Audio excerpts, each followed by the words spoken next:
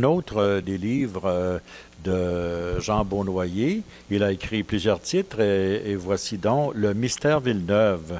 Comment ça s'est verbalisé, concrétisé, tout cela? Ça, c'était une autre passion. C'est que Gilles Villeneuve est un coureur automobile. Je ne suis pas nécessairement un spécialiste des autos, puis des moteurs, puis des vroom-vroom de fin de semaine. Je ne connais pas ça. Mais Gilles Villeneuve, à la fin de sa vie, avait un autre amour. Ouais. Il devait quitter sa femme, il devait fonder sa propre compagnie et il devait divorcer. Ah, Oui. Il y avait les papiers de divorce sur lui lors de l'accident fatal. Il y avait quelque chose, oui. il y avait des documents. Et puis, ça a été un peu...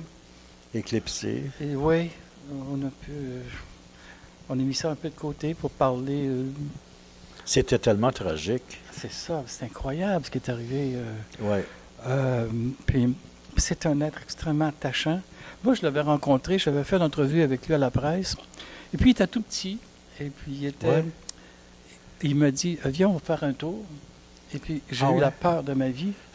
La peur de ma vie sur Metcalfe, Sherbrooke, Oui? En pleine contresens, ville? sur le trottoir. Il conduisait sur le trottoir, Ah! il se faufilait dans les autos. On descend une rue, je ne me souviens plus laquelle, mais c'était sens unique comme ça, puis lui, il descend comme ça. Quelle sorte de voiture il y avait à ce moment-là? Une Honda Sport, comme il dit, boostée, avec donc 600 ou 700 chevaux, une petite auto, mais j'ai eu la peur de ma vie à en arrière. Je me tenais après, j'ai dit, je serve. Mais pour lui, c'était un jeu d'enfant. il voulait m'impressionner, il voulait me montrer qu'est-ce qu'il pouvait faire. Oui. Mais j'ai jamais vu un chauffeur comme ça. On a failli se faire tuer au moins 15 fois. Oui, et tuer d'autres personnes aussi? Oui. Non, mais non, il était très habile, il pouvait faire tout ça. C'est quelqu'un de très attachant. Son histoire est intéressante parce qu'il aimait la musique, parce que il était trompettiste, il était pianiste. Ah oui? Puis il s'intéressait beaucoup aux arts, mais avec très peu d'éducation, mais avec une sincérité extraordinaire, une franchise.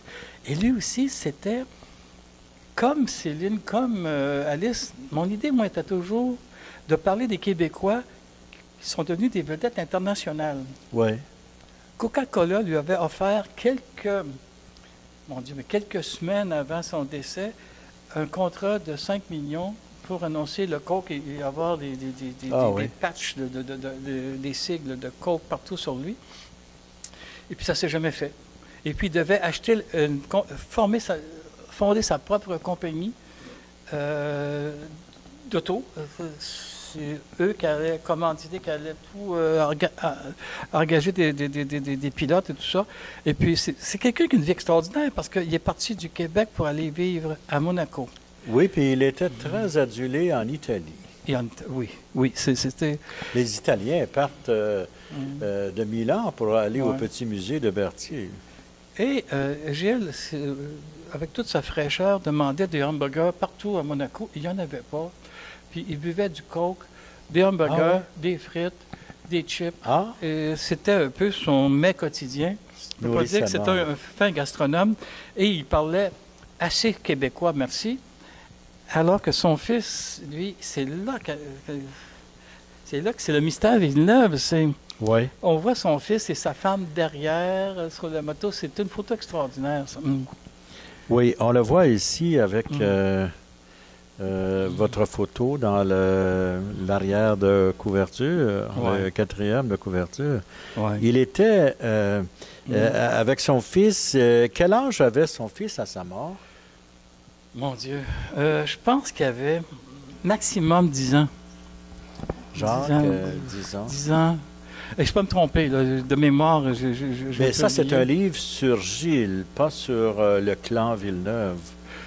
Je parle un peu, mais c'est surtout sur Gilles. Parce que c'est Gilles qui était à ce moment-là la vedette, l'origine du mouvement Villeneuve. Parce que ça s'est poursuivi. C'était de savoir quelles étaient les relations entre le fils et le père.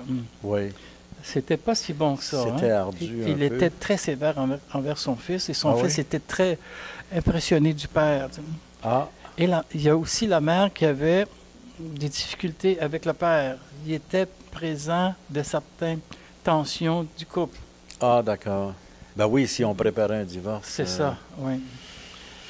Son gérant me parlait des nombreux problèmes de maux de tête, de comportement. C'est une femme qui était, je pense, très perturbée par la carrière et par l'intensité de vie de Gilles Villeneuve vivait à 100 000 à l'heure dans tout ce qu'il faisait. Oui. Jour et nuit, hein, il ne dormait pas beaucoup. Alors, il n'a pas eu le temps de réaliser tous ses projets parce que, comme vous dites, il est mort avant son divorce, il est mort avant Coca-Cola, la publicité, il est mort avant sa ligne, sa série d'auto. Il était un dieu. Il serait devenu un monstre sacré beaucoup plus important qu'il ne le fut. Oui, oui, exactement.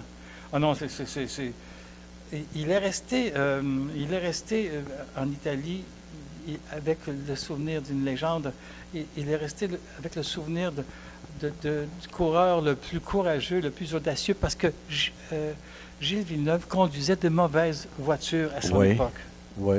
Puis, c'est ça. Des mauvaises voitures. Des mauvaises voitures. Et puis, il réussissait des fois presque à gagner ou à s'en tirer très bien. Il était vice-champion du monde. C'est son fils a réussi, lui, à devenir champion. Donc, il a bouclé la boucle. C'est une saga familiale qui se complète bien. Hein? Exactement, oui. Alors, nous le lirons avec plaisir. Merci beaucoup, Jean Beaunoyer. Merci.